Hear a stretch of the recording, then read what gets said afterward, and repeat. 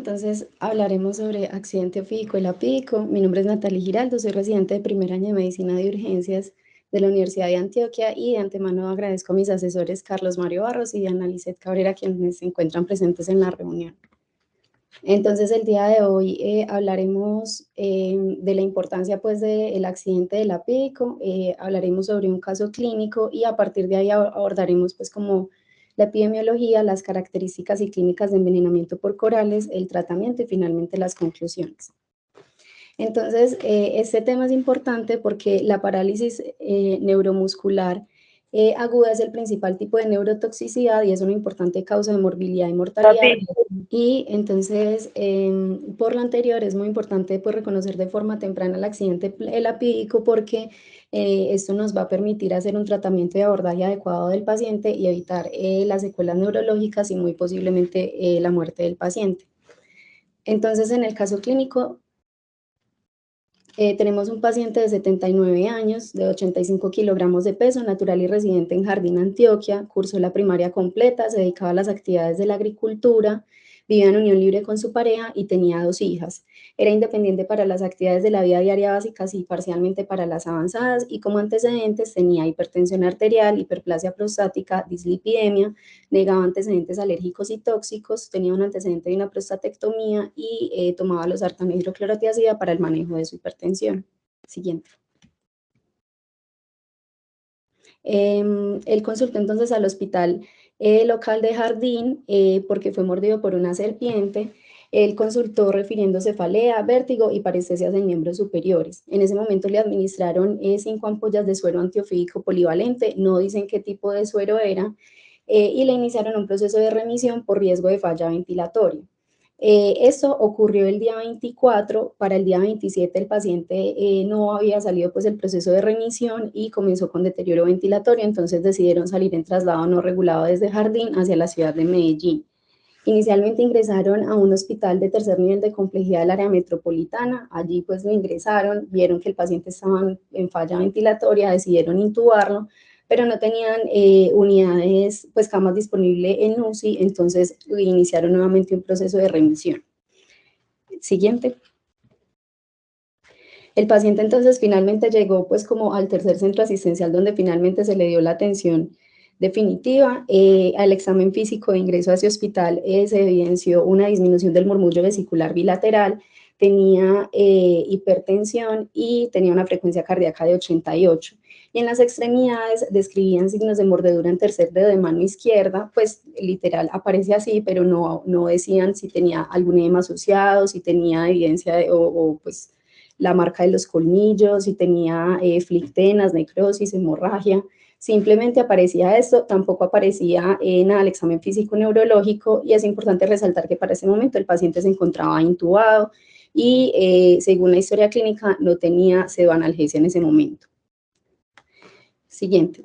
Al paciente lo ingresaron, pues le solicitaron para clínicos de ingreso, le realizaron un hemograma que evidenció pues como una línea blanca y rojas normales, tenía una trombocitopenia leve, unos tiempos de coagulación normales, una función renal normal, unos electrolitos con una hiponatremia moderada, una PCR elevada con unos gases arteriales con una hipoxemia franca y por los hallazgos al examen físico, pues a la auscultación decidieron solicitarle unos rayos X en donde evidenciaron una densidad parailiar izquierda y solicitaron un electrocardiograma donde se evidenció una fibrilación auricular con respuesta ventricular rápida. Siguiente. El paciente luego de, pues al otro día de que ingresó al hospital fue valorado por toxicología, quienes en ese momento encontraron ya al paciente normotenso con una respuesta ventricular controlada. Para ese momento el paciente ya había iniciado manejo con vasodilatadores, pero encontraron pues con los ruidos arrítmicos. Y al examen físico neurológico tenía apertura ocular al llamado, fasciculaciones en lengua, extremidades flácidas y estaba hiporrefléxico. Y tenía una tosis palpebral de predominio derecho. Entonces, en ese momento se le hizo el diagnóstico de un accidente ofídico y lapídico con una falla respiratoria asociada y se ordenó la administración de 10 ampollas de suero antimicrúrico, pero para ese momento ya habían pasado 4 días desde el accidente ofídico. Siguiente. El paciente tenía, pues entonces finalmente los diagnósticos de trabajo que tenía era una neuropatía tóxica por accidente la pico, por una micrurus mipartitus. Se pudo llegar a la conclusión que era una micrurus mipartitus porque le lograron tomar foto y se las mostraron pues a los médicos que lo atendieron inicialmente en jardín, y ellos llegaron a la conclusión que era una micrurus mipartitus, o también llamada Rabo-de-Ají. El paciente cursó con una disautonomía secundaria y adicionalmente tuvo una insuficiencia respiratoria hipoxémica multicausal, inicialmente dada pues como por la parálisis del veneno, posiblemente secundario a eso tuvo una aspiración que luego fue una neumonía aspirativa, y también desarrolló un edema agudo de pulmón que los médicos lo atribuyeron pues como al manejo inicial que se le dio con los líquidos durante los primeros días. Como vimos en el electrocardiograma, también tenía una fibrilación auricular con respuesta ventricular rápida, y entonces el paciente finalmente fue manejado con piperacilina, tazobactam, vancomicina, ciprofloxacina, clonidina para el manejo de la disautonomía y la alteparina y amibarona, que fue el manejo propuesto para la FA cuando fue valorado por cardiología. El paciente finalmente estuvo intubado 12 días, estuvo en UCI 14 días y finalmente fue dado de alta a los 16 días de hospitalización para continuar su rehabilitación física en casa, dado pues que tenía pues como un buen apoyo familiar. Entonces, con respecto a la epidemiología del accidente ofídico, tenemos que en el mundo se producen aproximadamente 5 millones de mordeduras de serpientes por año, y la mitad de ellas generan envenenamientos. Causa aproximadamente entre 81.000 y 138.000 muertes al año, y las zonas de más alta incidencia son el sudeste y sur de Asia, África subsahariana y América Latina. En cuanto a Colombia, tenemos que en Colombia existen más de 200 especies, el 18% son venenosas, y es el tercer país de la región en accidente ofídico después de Brasil y México, y la incidencia en Colombia puede variar de 6.2 a 20 accidentes por cada 100.000 habitantes. La mortalidad también es variable de 4 a 7.6%, y las familias de mayor importancia clínica son la familia Viperidae y el Apidae.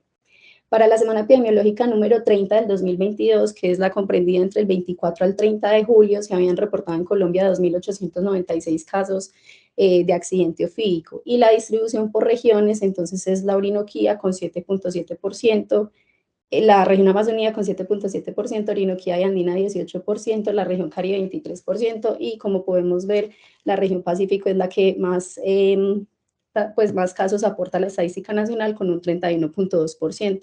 Siguiente. En Antioquia, entonces, tenemos que para esa misma semana epidemiológica número 30 se habían reportado 360 casos de accidentes ofídicos, y la región más afectada en Antioquia es la región de Urabá, seguida por la región del nordeste, del suroeste y del Bajo Cauca antioqueño. Siguiente.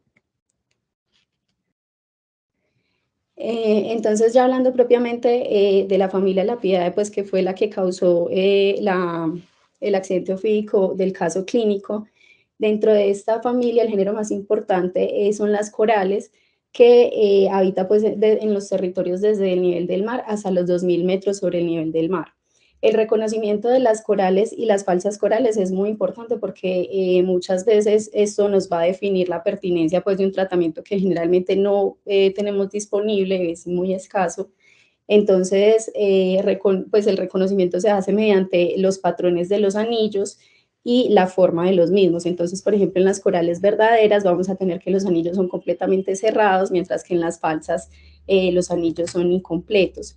Lo otro es el color en la cola, que generalmente las corales verdaderas solamente tienen color negro y amarillo, a excepción de la Micrurus mipartitus o la Rabo-de-Ají, en donde ellos tienen unos patrones, pues unos anillos de color negro y blanco, o negro y amarillo, y en la cola sí pueden tener anillos rojos, y por eso es que se le conoce como Rabo-de-Ají.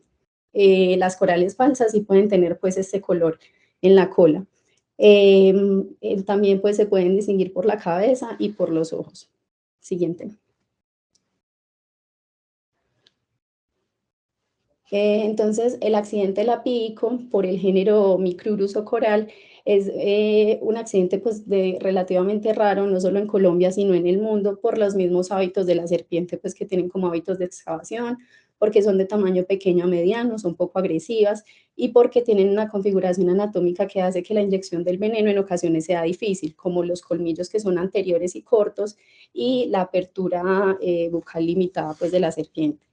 En Colombia, las especies más importantes y las que más causan estos accidentes son la Micrurus mipartitus y la Micrurus dumerili, que están ubicadas en gran parte de la región andina y toda la región pacífica y de ahí pues hacia el sur de América. Algo muy importante con esta serpiente es que cuando muerde generalmente se queda pegada a la piel del paciente y esto generalmente les da tiempo para hacer un reconocimiento adecuado pues como de los patrones de los anillos o tomarle fotos o incluso pues muchas veces matarla y llevarla pues como hasta el centro donde consulta el paciente y esto permite pues a los médicos también hacer un reconocimiento más certero como sobre la especie y si requiere o no realmente el suero antiofídico. Siguiente.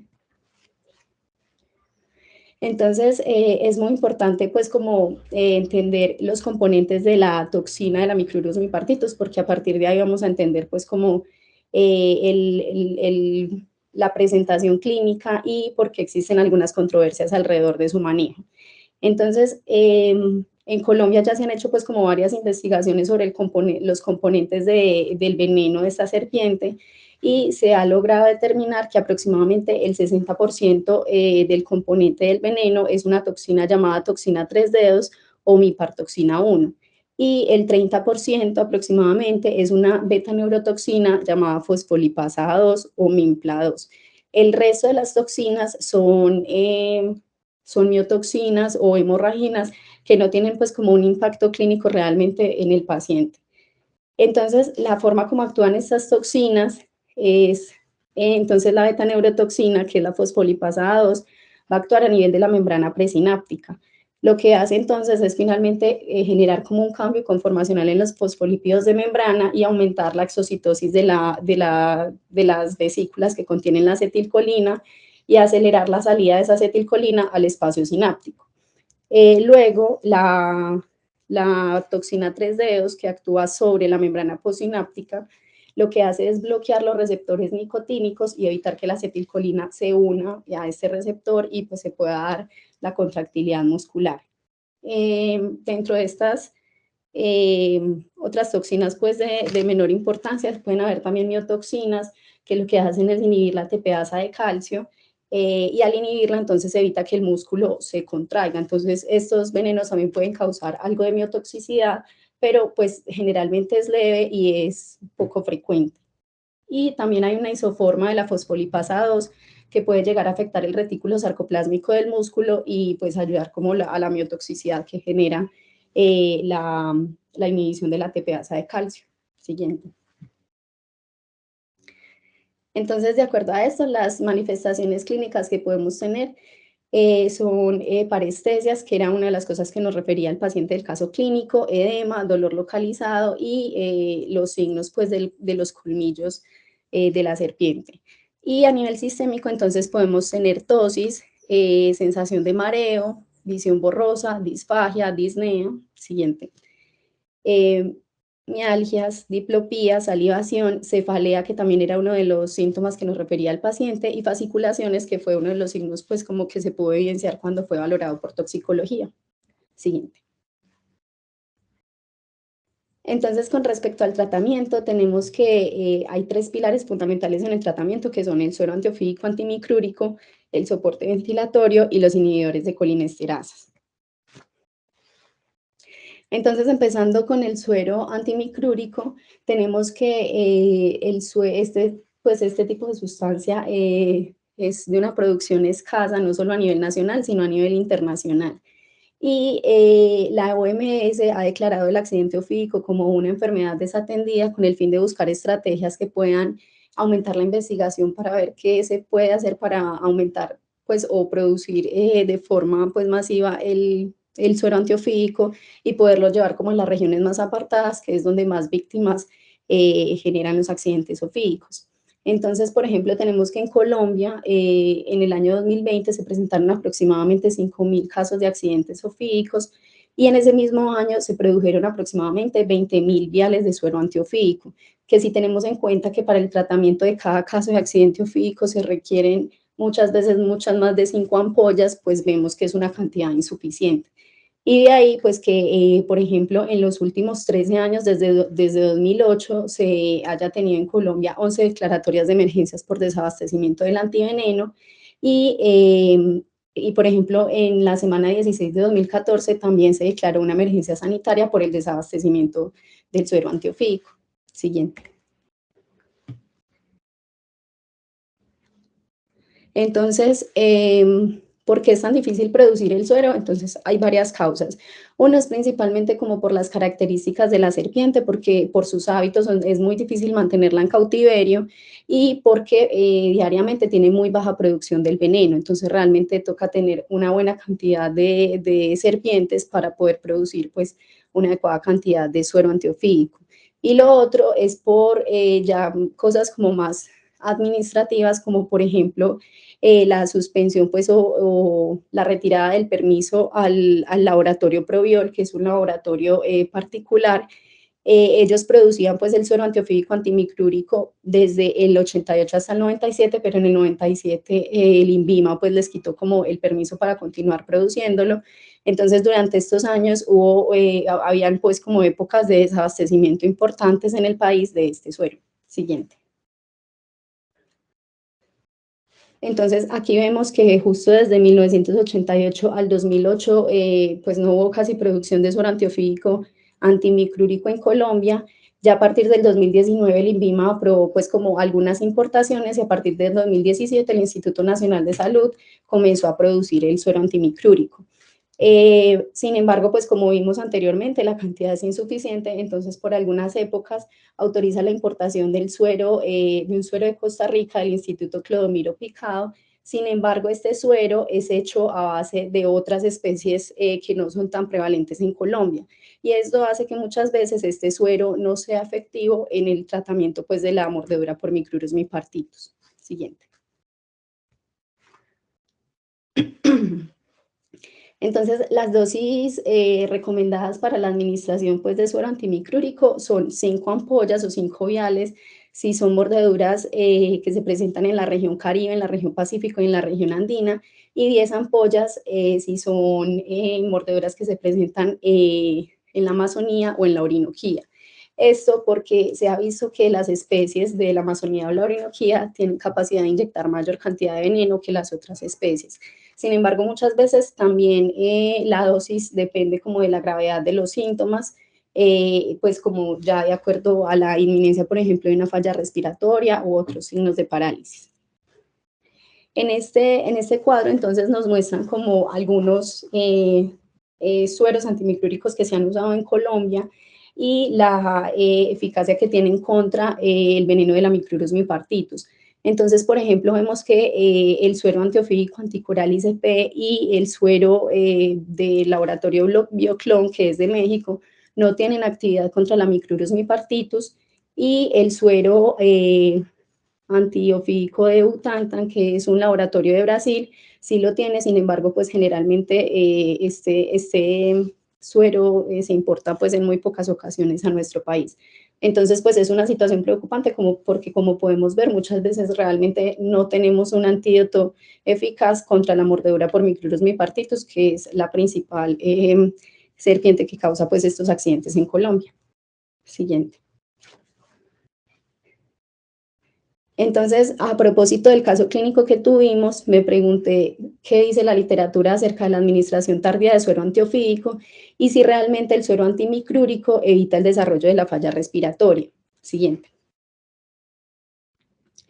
Entonces, lo que me encontré es que pues realmente los reportes de casos y las series de casos que hay son muy viejas y pues son, como es un accidente pues como tan extraño, por lo menos el elapico, entonces todas las recomendaciones van a salir como a partir de series de casos y reportes de casos. Entonces, por ejemplo, tenemos este primer caso de 1987 en donde ellos no recomiendan la administración del suero antiofídico polivalente porque o sea, tuvieron 4 pacientes, a 2 pacientes se les administró suero, a otros 2 no, y tuvieron los mismos desenlaces. Entonces ellos pues dicen en el artículo como que no es como justificable pues como exponer al riesgo de anafilaxia al paciente, sabiendo que realmente tiene los mismos desenlaces con la ventilación mecánica. Este otro estudio de también 1987 que evaluó 21 pacientes, entonces tenían 7 pacientes asintomáticos, de esos pacientes, de esos asintomáticos 4 fueron tratados, tenían 10 pacientes con síntomas locales, de esos 8 fueron tratados y 5 pacientes con síntomas sistémicos y de esos todos fueron tratados. Entonces, lo que ellos vieron fue que se les administró suero antiofídico, pues entonces a esos pacientes que ya mencioné, de los asintomáticos ninguno progresó a falla respiratoria y de los que tenían síntomas locales y los sistémicos, 5 de ellos progresaron, pero no a falla respiratoria. Los pacientes que requirieron intubación, entonces fueron 2 pacientes en total. Uno de ellos fue una que hizo pues como una reacción anafiláctica al suero durante los primeros 2 minutos de la infusión y tuvieron pues como que suspendérselo y no se lo reiniciaron. Y otro paciente de los que presentó síntomas sistémicos. Entonces, ellos dicen que si bien el suero antiofídico no impacta como en el número de días que están ventilados, porque la persona que hizo pues, la anafilaxia duró 6 días intubada y la otra persona 5 días, entonces pues que realmente no hubo como una diferencia. Sí hay diferencia como en la progresión a la falla respiratoria. Sin dejar de desconocer pues que tuvo pues como las reacciones adversas al antiveneno en estos casos fue relativamente alta con un 35%, pero la mayoría de los casos fue pues una reacción leve. En este otro estudio del 2006 en Brasil, entonces también se tuvieron 11 pacientes, ellos administraron pues suero antiofídico, les fue bien, de hecho ningún paciente progresó a falla respiratoria, pero recomiendan no administrarlo en pacientes asintomáticos. Y este otro estudio del 2008, que es como el estudio que más se parece como al caso clínico de nuestro paciente, porque era un paciente de 27 años que solo mostró como, o sea, desarrolló la falla respiratoria solo hasta 60 horas después de la mordedura de la serpiente. Pues esto sin tener en cuenta que el paciente no se le había aplicado ningún otro suero pues previamente. Entonces, más o menos a las 50 horas que él empezó con los síntomas de parálisis, se le administró el suero antiofídico y podemos ver que los días de estancia hospitalaria de este paciente fueron muy similares a los días de nuestro paciente, que fueron 15 días. La duración de la ventilación mecánica en este caso sí varió mucho, pues porque en nuestro paciente fue de 12 días, en este paciente fue de 6 días. Y igual, pues en este caso, ellos igual siguen sugiriendo pues el uso de suero antiofídico. Siguiente. Bueno, estos otros casos del 2010, también lo mismo, pues como podemos ver en general en todos los casos, la duración de la ventilación mecánica es muy corta, o sea, máximo son 48 a 72 horas, al igual que la hospitalización. Y todos ellos tienen en común que se le administra el suero antiofídico a los pacientes sintomáticos y no a los asintomáticos. Aunque también es importante tener en cuenta que la mayoría pues, de estos reportes de caso son por especies de serpientes diferentes a la Micrurus mipartitus y a la Micrurus dumeril. Siguiente. Entonces, en este otro reporte de casos de Florida, se evidencia pues como ellos hicieron un estudio en el que evaluaron cómo le iba a los pacientes cuando se les administraba el antiveneno de forma empírica, cuando se les retenía el tratamiento hasta que iniciaban los síntomas, otro grupo en el que eran los pacientes sintomáticos y se les administraba el antiveneno, y otro grupo en los pacientes sintomáticos que no se les administró el antiveneno. Ellos lo que buscaban evaluar principalmente, o el desenlace principal, era la intubación endotraqueal. Entonces, lo que se vio fue que 3 pues, de los pacientes que se les asignó el tratamiento empírico, es decir, que tuvieran o no tuvieran síntomas, se les iba a administrar el antiveneno, terminaron en ventilación mecánica, mientras que solamente un paciente del grupo al que se le administró el antiveneno si presentaba síntomas, terminó en ventilación mecánica.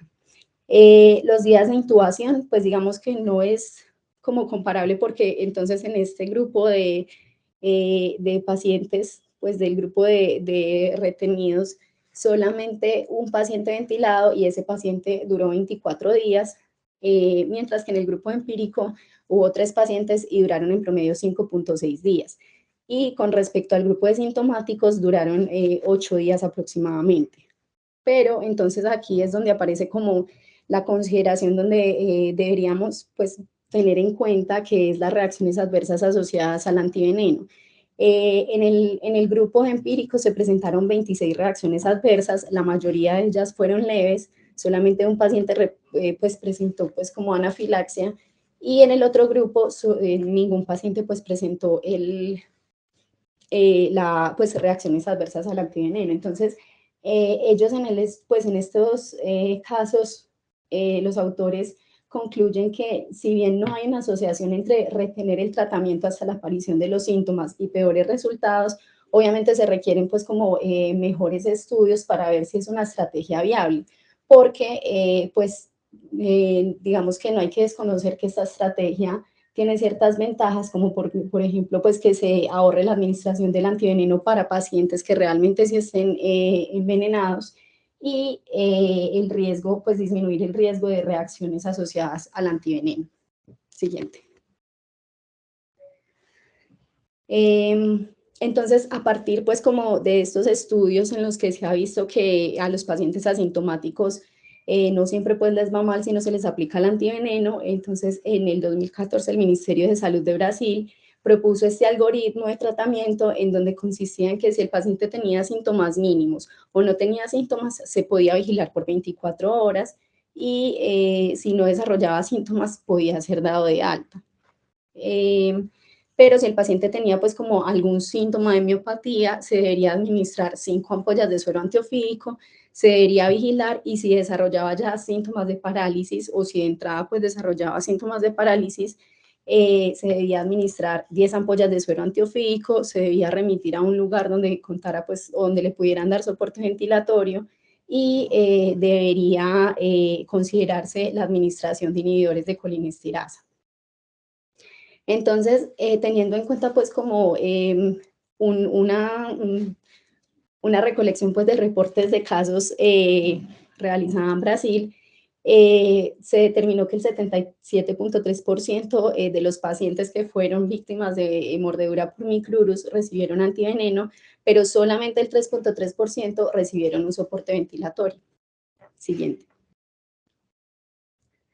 Entonces, pues se ha intentado como buscar por qué muchas veces entonces el antiveneno sí sirve en muchos casos para evitar como la falla respiratoria, pero en otros casos no. Entonces, en este estudio se intentó pues nuevamente como dividir los componentes del veneno de la micrurus por medio de una técnica de cromatografía líquida, y se evidenció pues lo que ya se había evidenciado en estudios previos, que la principal componente es la toxina 3-dedos y la fosfolipasa 2. Entonces ellos inyectaron estos componentes del veneno en suero de ratones y vieron que la inmunogenicidad de la toxina 3-dedos era muy poca, es decir, que la capacidad que tiene esta toxina para crear anticuerpos es muy pobre en comparación con la fosfolipasa 2 o cuando se administraba el suero total. Entonces, siguiente. Siguiente. Cuando se han administrado, pues en el mundo se han buscado entonces estrategias como para aumentar esa reactividad en el suero, y algunas estrategias que se han propuesto entonces es, por ejemplo, las mezclas de neuropéptidos postsinápticos de lápidos en Tailandia, o aumentar las concentraciones de la fosfolipasa A2, y esto se ha hecho pues como en ratones y en conejos, y se ha visto que realmente pues sí, esa fosfolipasa A2 sí aumenta como la inmunogenicidad del suero, y hace que de pronto el suero pues pueda ser más efectivo contra el veneno de la Micrurus mipartitus. Siguiente. Entonces, ya pasando pues al tema como del soporte ventilatorio, tenemos que en las 2 series de casos que vimos anteriormente de Estados Unidos y Brasil, se muestra que la tasa de requerimiento de ventilación mecánica invasiva ha sido de aproximadamente 3%. En Colombia tenemos pues como muy pocas investigaciones pues al respecto. Encontré estos reportes de casos de 24 pacientes que fueron mordidos entre 1989 y 1998, principalmente por Micrurus dumerili, y de esos pacientes, 13 requirieron ventilación mecánica invasiva, es decir, el 54.1%, que es una diferencia muy importante con respecto al 3% que reciben pues como en las series internacionales. Y de ellos, 4 fallecieron, o sea, el 16.6%, y esos que fallecieron, ninguno tuvo acceso pues como al antiveneno ni al soporte ventilatorio. Entonces, como pues obviamente con estos casos tan poquitos no es posible decir si es porque en Colombia, digamos que el veneno de la serpiente es mucho más tóxico, pero posiblemente sí podría ser pues como una de las teorías que explique por qué en Colombia se requieren tantos, pues los pacientes requieren tanta ventilación mecánica. Siguiente. Ya con respecto al tratamiento de los inhibidores de colinesterasas, entonces tenemos que esto se ha utilizado pues desde hace mucho tiempo, precisamente por el mecanismo de acción de la alfa-neurotoxina o de la toxina tres dedos.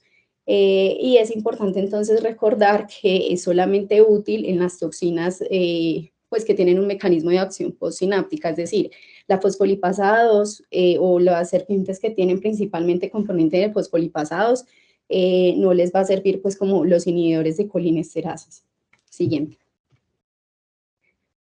Entonces, este es uno de los pocos ensayos clínicos que hay pues como al respecto sobre la mordedura por cobras en Filipinas y ellos lo que hicieron fue 10 pacientes en total, a 5 se les administró 10 miligramos de hidrofonio precedido pues de atropina 0.6 miligramos y 30 minutos después se les administró placebo y a los otros 5 pacientes se les hizo lo mismo, pero pues al revés, pues en un orden diferente. Se les administró placebo y a los 30 minutos se les administró hidrofonio 10 miligramos, previo de atropina 0.6 miligramos.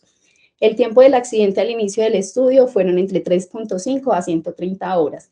2 de estos pacientes requirieron soporte ventilatorio, 8 pacientes habían recibido previamente antiveneno y si los síntomas revertían con el hidrofonio, entonces administraban infusión de neostigmina. Siguiente. Entonces, la forma como ellos midieron los desenlaces fue como la cantidad de segundos que eran los pacientes capaces de sostener la mirada, pues con el párpado retraído hacia arriba y el porcentaje de iris que quedaba descubierto cuando mantenían pues como los ojos abiertos. Entonces se dieron cuenta que cuando se les aplicaba el hidrofonio, efectivamente duraban más con los ojos abiertos y la mirada hacia arriba y tenían más porcentaje de iris descubierto cuando abrían los ojos que cuando se les administró el placebo. Ellos también midieron, pues estas mediciones las hicieron a los 0, 5, 15, 0, 5, 10, 15 y 20 minutos y se dieron cuenta que el pico de acción del hidrofonio era más o menos a los 5 minutos y que su efecto caía más o menos a los 20 minutos. Entonces, a todos los pacientes que respondieron al hidrofonio, es decir, a los 10 pacientes del estudio, posteriormente se les administró una infusión de neostigmina a una dosis de 0.25 microgramos por kilo por hora y ningún paciente pues se complicó ni requirió soporte ventilatorio. Entonces, lo que ellos concluyen en el estudio es que la administración de hidrofonio es pues predice una buena respuesta a la administración de neostigmina en los casos pues de mordedura por esta serpiente. Siguiente. Entonces aquí tenemos pues como cuáles han sido como los estudios, como una recopilación de estudios que están a favor y en contra de la administración de neostigmina. Como podemos ver, los estudios se han hecho pues como con hidrofonio y también con neostigmina. Estos estudios pues de la parte final que no están de acuerdo son estudios pues que tienen una buena cantidad de pacientes pero nuevamente pues como volvemos al mismo problema que teníamos con el antiveneno, que son evaluados en especies de serpientes diferentes a las que predominan en Colombia. Siguiente. Aquí pues hay otros estudios pues que avalan o aconsejan pues el uso de inhibidores de colinesterasas. Generalmente pues en los estudios los usan a diferentes dosis, generalmente en promedio es entre 0.5 a 3 miligramos. Siguiente. Entonces, pero ¿qué pasa entonces exactamente con los inhibidores de colinesterasa y micrurus mipartitus? Entonces, pues como pude evidenciar, la literatura pues no muestra muy buena relación con la micrurus mipartitus exactamente, pero en este trabajo realizado por unos investigadores de la Universidad Javeriana que hicieron pues como expusieron el músculo digástrico de pollos al veneno de la Micrurus mipartitus y la Micrurus disoleucus, evidenciaron que efectivamente el veneno de la Micrurus mipartitus sí causaba una parálisis, más o menos ya a los 120 minutos pues estaban con una parálisis independientemente de la dosis, ¿cierto? Lo hicieron a 3 microgramos por mililitro y a 10 microgramos por mililitro.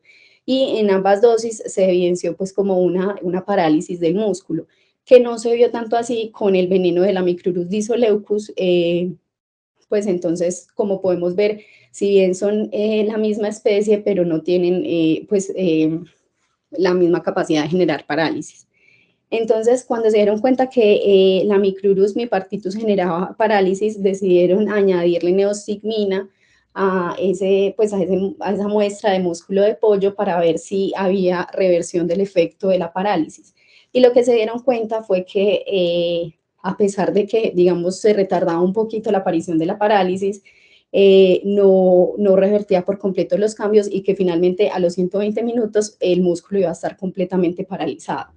Ellos entonces explicaron ese mecanismo porque la alfa-neurotoxina de la Micrurus mipartitus o la toxina tres dedos genera un bloqueo no competitivo e irreversible del receptor nicotínico. Entonces, por eso la neostigmina en estos casos no va a tener pues como un papel pues como tan importante como se ha visto en los reportes de casos que se han visto pues, en el mundo. Siguiente. Entonces, finalmente, concluyen que las indicaciones para administrar inhibidores de colinesterasa o que su papel es más que todo cuando no se dispone del antídoto o cuando no hay cantidad suficiente, que cuando en pacientes que a pesar de recibir dosis altas del antiveneno muestran una recuperación tardía o nula de la parálisis y cuando hay manifestaciones neurotóxicas sistémicas recurrentes. Siguiente. Entonces, las dosis que proponen usar son una dosis inicial de 0,5 miligramos y administrar esa misma dosis cada 20 minutos hasta que haya recuperación de la fuerza. Sin embargo, en muchos estudios acortan pues como este tiempo y la dan incluso cada 10 minutos. Y hay que dejar una dosis de mantenimiento cada 2 a 4 horas. También proponen pues como un régimen oral, la neostigmina de 15 miligramos cada 6 horas o piridostigmina 60 miligramos cada 6 horas. Y es muy importante recordar pues, la administración de atropina previo a la administración del inhibidor de colinesterasa. Generalmente en la mayoría de estudios administraban 0,5 miligramos, pero habían otros pues, que incluían hasta 3 miligramos. La dosis dicen, pues sugieren que puede repetirse antes de cada cuarta dosis y en caso de régimen oral se puede dar 0,5 miligramos cada 6 horas. Y pues es muy importante tener en cuenta que los inhibidores de colinesterasa pueden tener pues como efectos adversos importantes, entonces no se pueden pues usar como de forma indiscriminada, entonces vamos a tener los bloqueos, pues bloqueo AB, arritmias, bradicardia, flushing e hipotensión, que esto digamos que estaría controlado por la atropina, sin embargo otros efectos como el aumento del peristaltismo, náuseas, vómitos, serostomía, diarrea, urgencia urinaria, y también podría dar broncoespasmo, disnea y broncorrea, que esto también podría llevar al paciente a una falla respiratoria, que sería pues lo que estaríamos intentando evitar con la administración de ese medicamento. Entonces pues hay que usarlo con mucho cuidado. Entonces, finalmente, dentro de las conclusiones, tenemos que el accidente lapídico siempre debe ser considerado y tratado como un accidente grave por las consecuencias neurológicas que puede traer para el paciente. Existen mordeduras secas, que son mordeduras en donde no se alcanza a inocular el veneno precisamente por la anatomía que tiene la serpiente y que le es difícil pues inyectar el veneno. Entonces, en estos casos se podría tolerar pues como una actitud expectante frente al manejo. El suero antimicrúrico sí podría impactar en la duración de la ventilación mecánica invasiva si se administra durante las primeras horas de la mordedura y por ello pues también impactarían las complicaciones asociadas a la estancia en UCI. La administración de suero antiofídico 4 días después en el paciente, pues en el caso clínico probablemente no influyó en la recuperación Y siguiente. Es poco probable que la administración de suero antiofídico revierta de manera efectiva la debilidad neuromuscular que finalmente pues conduce a la insuficiencia respiratoria. Entonces es muy importante la administración oportuna de ese medicamento cuando se comiencen a presentar los primeros síntomas sistémicos, como por ejemplo las parestesias, la tosis, la debilidad. Los inhibidores de colinesterasa están indicados cuando ya hay parálisis que pueda llevar pues como a una falla respiratoria y es importante tener en cuenta pues como sus efectos adversos y la administración previa de atropina. Y estos inhibidores de colinesterasas pueden ser una buena opción para el tratamiento de accidente de la PICO en centros asistenciales alejados donde no se cuente con disponibilidad del suero antimicrúrico y como una medida de soporte para el traslado. Muchas gracias.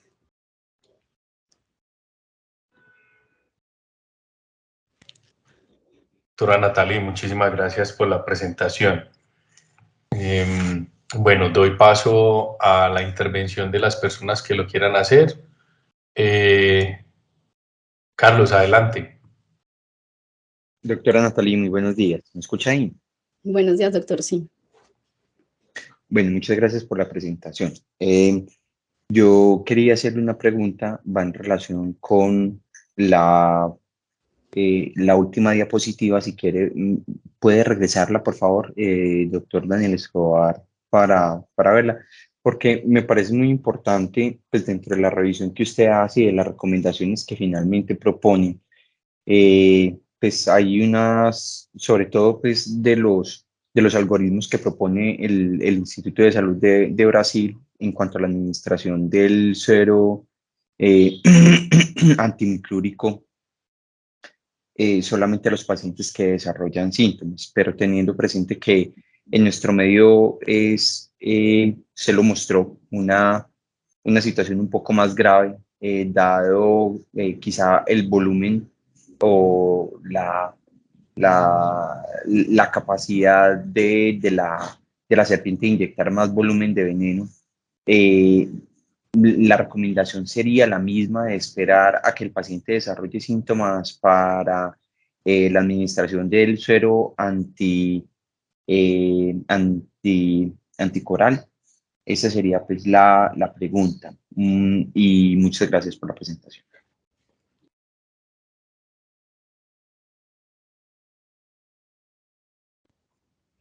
Hola, ¿me escuchan? Sí, doctora. Sí, pues la recomendación sería la misma, básicamente porque como lo vimos pues en otros estudios, los inhibidores de colinesterasas no muestran pues como unos resultados definitivamente pues como promisorios o que definitivamente eviten la progresión a la falla respiratoria. Y como lo vimos pues en el estudio, si bien es un estudio en vivo, pero pues no.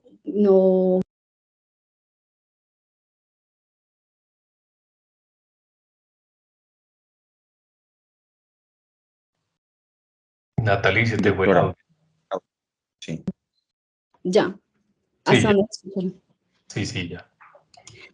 Entonces, por el mecanismo de acción del veneno de la serpiente, posiblemente, pues que genera una inhibición no competitiva e irreversible del receptor, posiblemente la neostigmina en esos casos pues no vaya a tener pues como un papel o no vaya a evitar que el paciente finalmente progrese a la falla respiratoria. Entonces sí se sigue recomendando que sea solamente cuando el paciente ya presente pues como los síntomas, cuando ya digamos que hemos agotado pues como los demás recursos.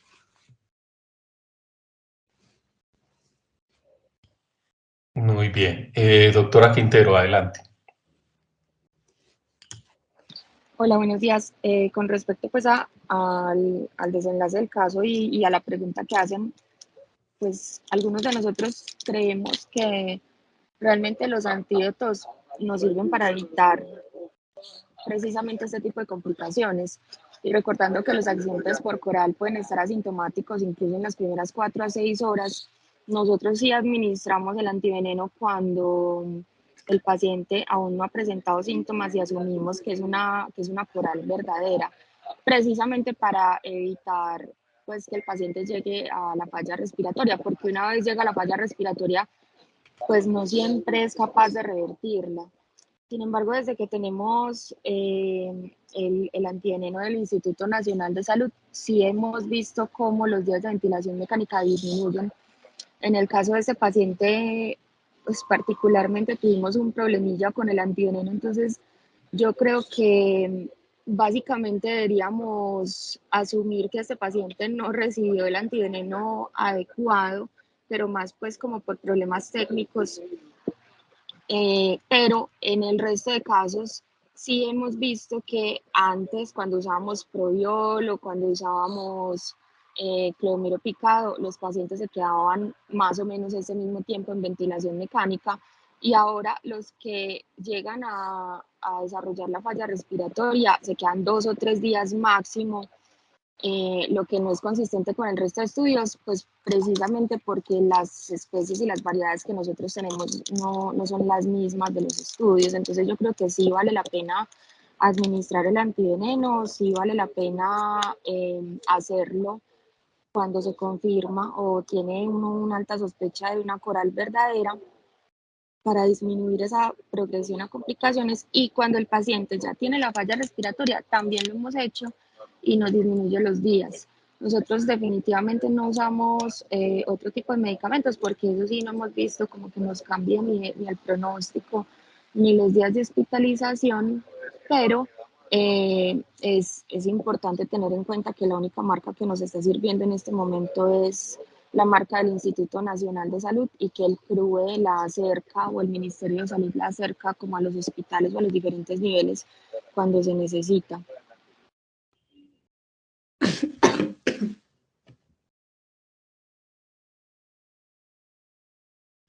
Gracias, doctora. Carlos, adelante. Sí, es que me parece, es importante que pues pues además de la viñeta clínica que proponen en este caso, sí es importante pues mostrar las recomendaciones que hace pues el agente de salud local por las particularidades de la enfermedad pues en nuestro territorio. Yo creo que sí hay que hacer pues digamos un énfasis en cuál es eh, la, la forma, la manera y los, pues las recomendaciones del Instituto Nacional de Salud.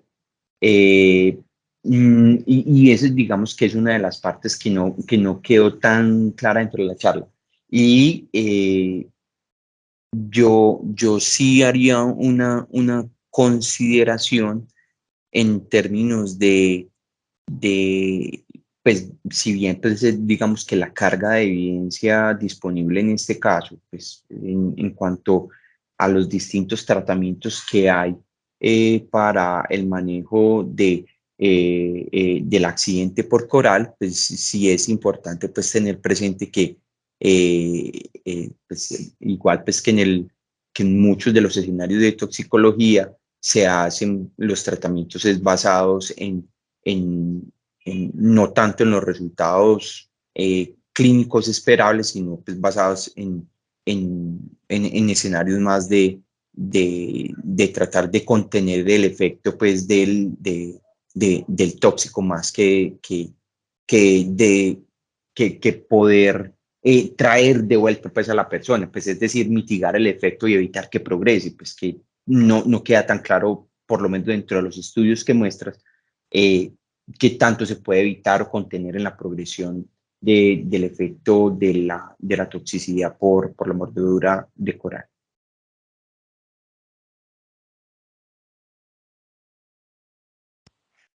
Gracias, Carlos. Doctora Natalia, ¿algún comentario acerca de esto último? No, pues sí, o sea, sí, de acuerdo, o sea, no se puede determinar bien, pues, como el impacto precisamente como porque solamente en la literatura hay como reportes de casos y pues como por lo raro del accidente ofídico, entonces realmente es difícil determinar pues como el impacto que tiene la administración pues del suero en la reversión de la falla respiratoria. Ok. En el orden sigue Diana Cabrera. Adelante. Buenos días. Yo quería felicitar a Natalie porque me pareció que su revisión fue una revisión muy buena. Estoy de acuerdo con la opinión de la doctora Juliana en que en estos pacientes hay beneficio de poner el suero antiofídico siempre y cuando sea del INS, ¿cierto? Porque si tenemos sueros que sean de otros países, pues como el de Butantan o el cloromido picado, uno no ve efectividad en realmente administrarlo. Lo que sí nos llamó la atención en este caso es que la parálisis respiratoria se produjera tan tarde, ¿cierto? 3 o 4 días después, y en eso no encontramos pues como una explicación que pudiera pues argumentar esa manifestación tan tardía, porque la falla respiratoria generalmente se presenta en las primeras 12 a 24 horas. Con Natalie estábamos pues como investigando y llegamos a la conclusión de que pudieron administrar otro suero antiofídico que no fue el del INS y que eso pues retardó las manifestaciones en el paciente. Pero sí nos queda la duda, ¿cierto? ¿Qué tan efectivo es administrar el suero cuando ya tiene una falla respiratoria pues tan tardía? Y si de verdad existe o no algún beneficio de ponerlo. La literatura es muy corta para poder dar una recomendación pues en pro de esto. Sin embargo, sí me parece que la revisión de Natalie fue muy buena y que nos aporta pues como una nueva mirada al tema. Muchas gracias. Daniel, adelante. Listo. Buenos días, ¿se me escucha ahí? Listo, perfecto. Bueno, primero Natalie, pues muchas gracias ahí por la presentación. Y yo creo que va esto pues como en consonancia con lo que estaba diciendo el profe Vallejo hace un momento, y es que a veces tenemos como mucho problema con la calidad de la evidencia en este tipo de escenarios. Si es verdad que muchos escenarios en toxicología van como fundamentados en plausibilidad biológica y en reportes de casos, y a veces incluso nosotros como desde una vista por fuera de esta rama pues del conocimiento dejamos en entredicho que la evidencia en realidad está pues como muy amputada para poderla aplicar de una forma pues como muy tranquila, y olvidamos que en realidad esto no es el caso solamente con la parte de toxicología. Nosotros también lo tenemos en todos los otros escenarios que manejamos en el día a día, sobre todo escenarios de reanimación, donde incluso no tenemos evidencia fuerte basada en ensayos clínicos ni cortes siquiera, sino solamente en reportes de casos, y esos aún llegan incluso a guiar tratamientos que damos definidos como dogmas de fe, entre ellos pues por ejemplo las reanimaciones provocadas por TEP, entre otros escenarios pues. Entonces me parece que es muy interesante como el abordaje que hace Natalia de mostrarnos cuáles son esos estudios, pero sobre todo pues esas observaciones de casos de pacientes y cómo se han comportado, y que en últimas son las que nos ayudan a decir como bueno, esto es lo que podemos ofrecerle al paciente, si ha visto que ha funcionado, y que en últimas pues no habiendo otros estudios digamos como más fuertes, nos da como una parte de generación de hipótesis que en últimas es también lo que nos permiten este tipo de observaciones pues, que se van dando con pacientes a lo largo del tiempo. Entonces, bueno, nuevamente Natalie, muchas gracias.